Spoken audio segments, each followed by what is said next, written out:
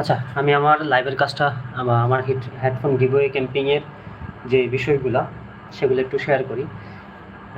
আমার এই ইউটিউব চ্যানেলটা অনেক আগের, আমি জাস্ট একটা হিস্টোরি শেয়ার করি। আমার এই ইউটিউব চ্যানেলটা অনেক আগের, এবং হয়তো আমার ইউটিউবের সাথে যারা যুক্ত আছেন তারা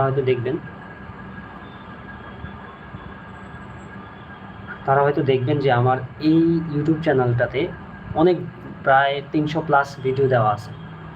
তো 300+ ভিডিও দিয়ে আমি আস্তে আস্তে এই খুব স্ট্রাগল করে আমি কিন্তু আজ এই পর্যায়ে।